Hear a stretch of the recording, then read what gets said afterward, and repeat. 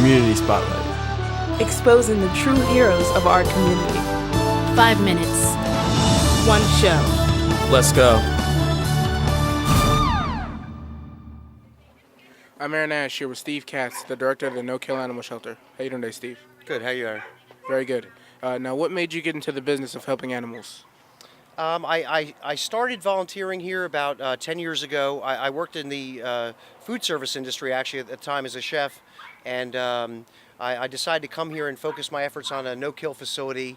I liked the work they did here, and I enjoyed working with animals, and I've been here ever since. Now, what do you mean when you say no kill?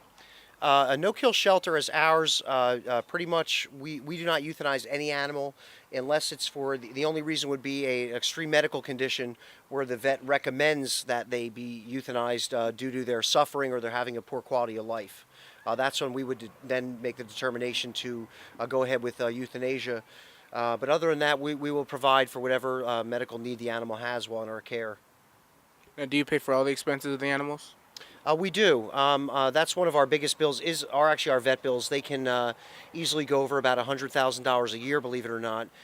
Fortunately, we have some very kind donors, and some of our volunteers even have chipped in the past. The main reason why there aren't very many no-kill animal shelters around is just there's way more pets out there and animals out there that there are available homes for. So unfortunately, due to the overpopulation problem, there just are not enough places for these animals to go, and unfortunately, a lot of them have to be euthanized.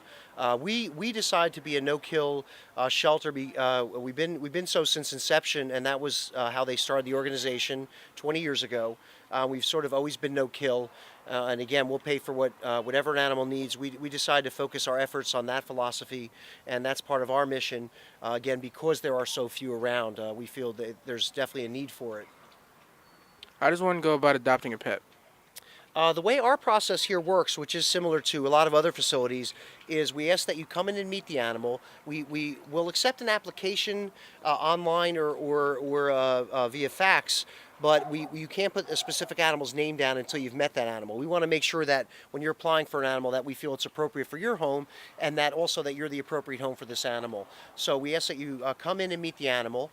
You fill out an application. We can process it, while you're waiting. It can take 2 to 5 days. But also the other thing that we ask before you're fully approved is that everyone in your home has also come in to met the pet. Like if your parents, or it could be you have children at home or something like that, we want to make sure that everyone has met the animal as well, so that we're comfortable with that animal going to your home, and also that everyone in your household likes the pet. And then after that, if there's a dog meet, we also schedule that. As you guys saw a little bit earlier, we were doing a meet with one of our animals and potential adopters' animals, and we see how that goes. And then from there, you can go home with the animal. If you've been approved and everyone's met the animal, you can go on home. Since you're a no-kill animal shelter, what do you do with the animals that don't get adopted too quick? Well, fortunately, the majority of our population, the animals are only here maybe 3 to 4 weeks maximum as an average. When we do notice that there has been an animal here for a few months, we'll focus more of our efforts on trying to adopt that animal, whether that means if they have a particular behavioral issue that we could determine why they haven't been adopted yet, we'll work with a trainer.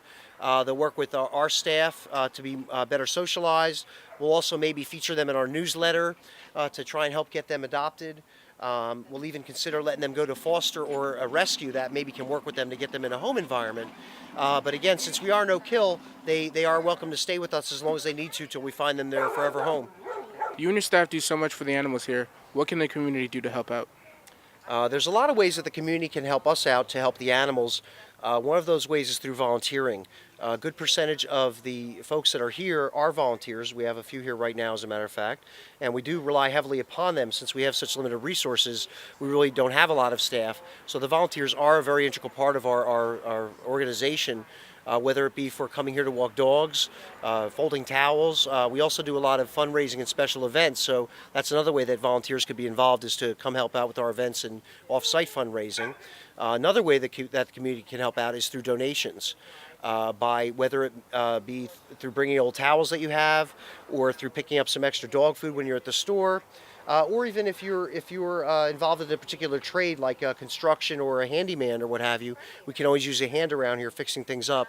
Our building's a little bit old and there's always something to do here, so we can definitely use that as well as one way that the community can be involved with helping out. All right, Steve, it's been great talking to you. Thank you. Great having you here. I'm Aaron Ash, and this has been a Community Spotlight interview.